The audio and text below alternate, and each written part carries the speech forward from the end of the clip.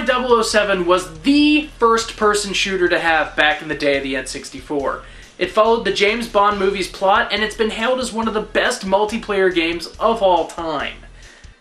Back when Nintendo decided that they were going to release a new GoldenEye game, people were ecstatic. They thought, finally, an updated version of our favorite game!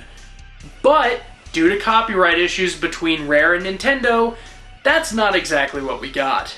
Instead, we received a reimagining of the original story.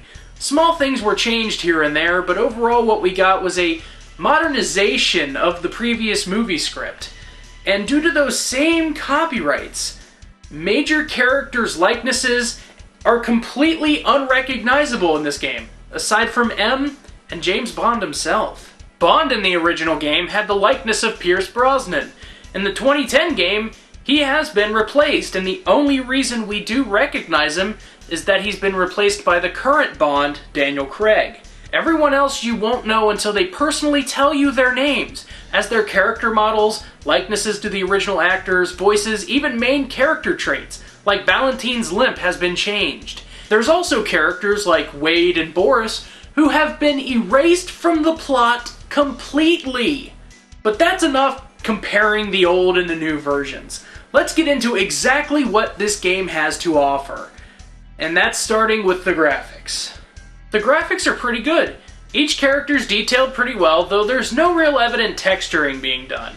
So you're not going to bump into older guys with wrinkled faces. Everyone's got a smoothed out look to them. Environments texturing isn't the greatest either, but decent for what the Wii is capable of. They had to do a lot with some of the areas in the game though. Most notably the club, where there are huge crowds of people. People who are barely rendered, completely black, 2D animated GIFs that turn their flat side to face you wherever you walk.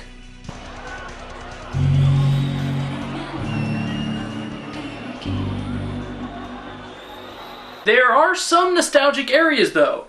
They are few and far between, however. Most notably the swooping in camera at the beginning of the dam level, and the kill on the guy on the toilet from the air ducts above him in the facility level. The guns have been updated as well, moving away from the changed names and slightly altered look of the original GoldenEye game, and instead going for realistic names and gun models. And the guns look pretty accurate to their real-life counterpart as well, so that's a plus.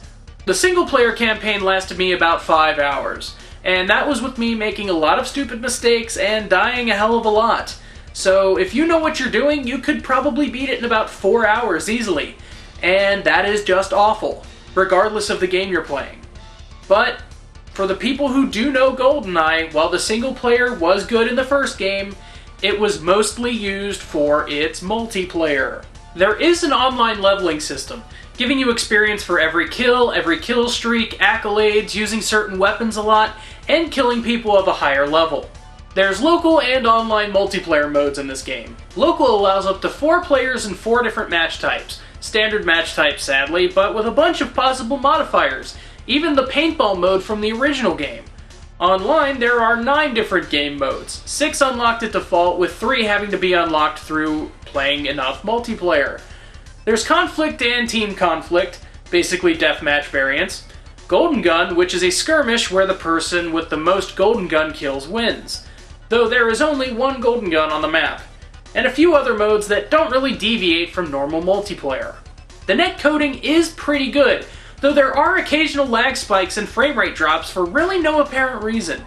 Guns are just as accurate online as they are offline, except online, if you're not really close to a sniper, you will not hear his shot at all, and for the longest time I thought I'd found a hacker who was magically killing me, as I heard no shots or bullet ricochet at all.